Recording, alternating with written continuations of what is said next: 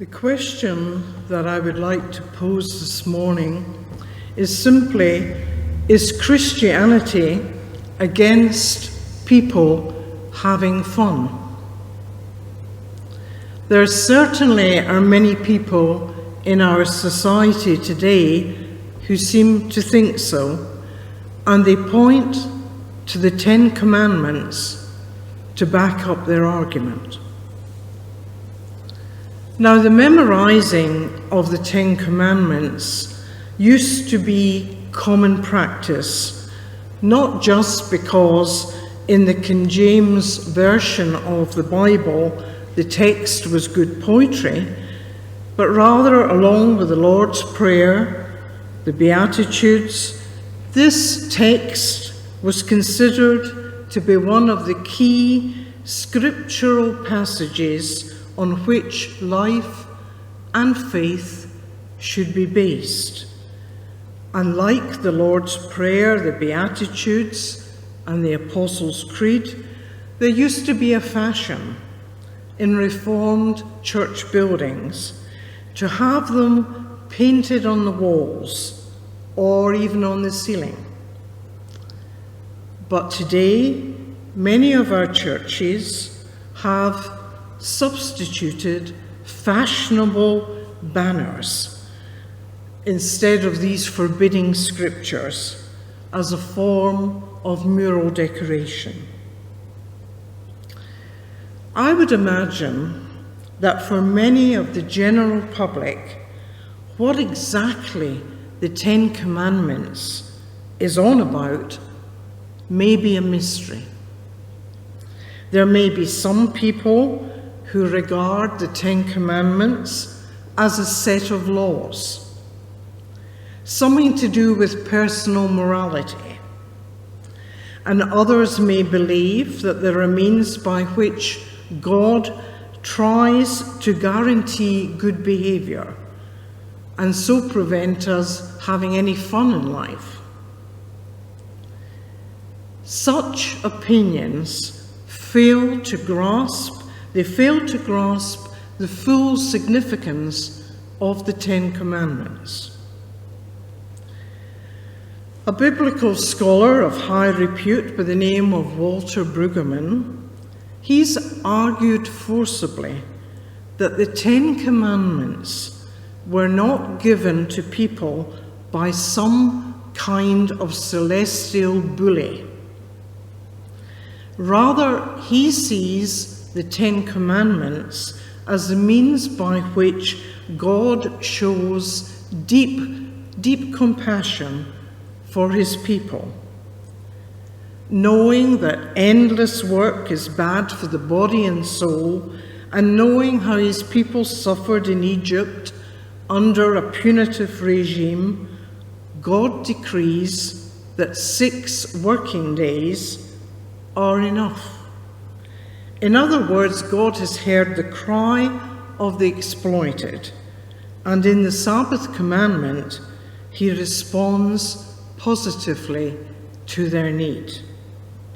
And by extension, we might see how the commandment not to commit adultery was not simply a matter of God trying to bridle the unruly libidos of Jewish males, but was also a way of safeguarding women who had low standing in Jewish society. In other words, it was a response to the cries of those who had been abused, cheated, wasted. And as for not bearing false witness, or lying or slander against your neighbour, what is that if not a compassionate response? A compassionate response to the cries of those who, having no money, having no influence, could be misrepresented without the fear of challenge or prosecution. Indeed, the titles Decalogue, or 10 Commandments, as we often refer to them, are misnomers. inasmuch as the ancient Jews never used such terminology. They called them the 10 words, seeing them as the gracious and providential statements of a God who cared before he condemned. And that is why throughout the book of Psalms we find recurrent phrases which may seem alien to us about how the writer loves the commandments of God. So far from being restrictive legislation of a celestial bully, the 10 Commandments are words of grace and care given to humankind by God, who responds to the cries of those who have been wronged. But more than this, and certainly at variance with popular opinion, the 10 Commandments were never initially regarded as being rules for personal behavior, legislation for private morality. These words were addressed to the whole community, and the whole community assented to keep them. Another biblical scholar by the name of Gerard von Rad writes that the "thou shalt" form of address is directed to Israel the nation, as well as the individual. It is the form of address belonging to a time when the individual standing in independence over against a group is still unknown. And we've become more aware of this during this time.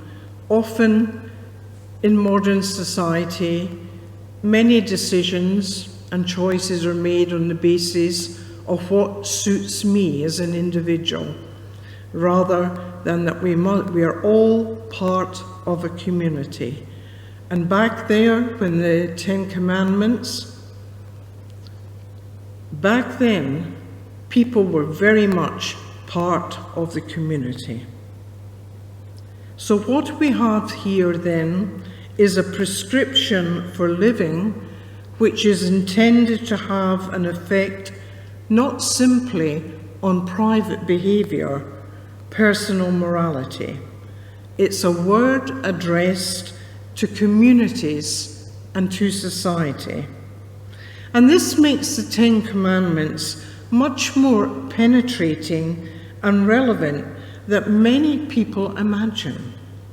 For when addressed to the nation, what must be the response to such words as, "You shall have no other gods before me"? Unlike the ancients, unlike the Greeks and the Romans, well, today we don't have idols. We don't carve huge statues of Eros and Aphrodite, the god and goddess of carnal pleasure. But we do have tabloid newspapers which elevate to the status of celebrity those whose sexual exploits are excessive or freakage, while at the same time trying to cripple by smear and innuendo genuine celebrities who espouse lives of modesty.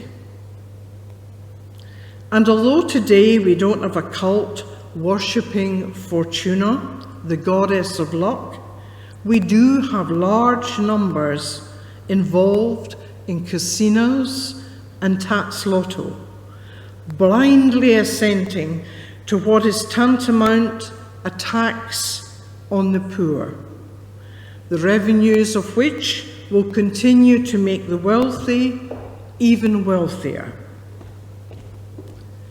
How, if it is a corporate word of grace, does a community or nation respond to the injunction not to steal?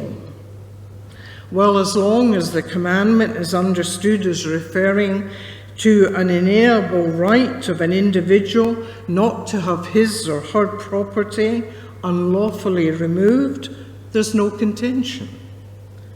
But what? What if, as a public word, it is applied to the way in which third world economies are milked dry by the richer nations of the world? And what does it say to those private companies anxious to diminish the wage packets of long-serving employees in order to increase profit for shareholders or guarantee massive salaries for chief executives? Oh, I hear someone objecting. You can't take the 10 Commandments and begin to apply them willy-nilly to political and commercial life today. They were written in a pre-literate, non-European society. But by the same token, you can't take them and apply them to private behavior and personal morality today. They were written at a time when such considerations were secondary. If the churches begin to take these gracious words of God not as individualistic advice notes, but as public statements addressed to the nations and societies of earth, then the church's pronouncements on morality will be much more pervasive and poignant. As long as we continue to argue with each other about when a fertilized egg becomes a human being in order to inform the abortion debate, no one will be terror-struck. But if instead we allow "you shall not kill" to inform our deliberations about the efficacy of making purchases from companies or giving loans to countries which encourage child labour with its associated high mortality rate, then we will be labelled offensive. As long as we see "you shall not covet" as a gentle and quaint admonition against keeping up with the Joneses, Christians will fulfill their harmless sitcom stereotype. But if such a gracious word leads us to question the right of highly profitable industries to create through advertising an unnatural thirst or lust for their product, particularly amongst those who cannot afford it, we will enter far more disputed waters. So I encourage you, take each of the 10 Commandments in turn and read them not as petty legislation for private individuals, but as the gracious response of a God who hears the cries of the vulnerable. And seen in this way, they become not mechanisms of social control, but words of hope and liberation. And if such a way of looking at the commandments is a mind-boggling U-turn for many of us, then we're in good company. We are not first to have been so upset, for isn't this what lies behind and beneath Paul's words that we just heard read this morning? Paul indicates how he kept this law and that the law and lived out a life of personal adherence, trying to aim for perfection by what he considered to be an exacting heavenly tormentor, which he called God. And all that happened was that it began to breed in him self-righteousness, judgmentalism, and downright hatred of people who were different. And then one day Paul discovered that God was not law, but that God was love. And he stopped doing this. Stopped doing this and not doing that out of fear of a celestial bully, and started living positively and fondly out of love for one who hears the cries of the poor and responds. Let us always remember that our lawgiver is first and always our lover. Let us sing together hymn 163. Hymn 163, God who stretched the spangled heavens.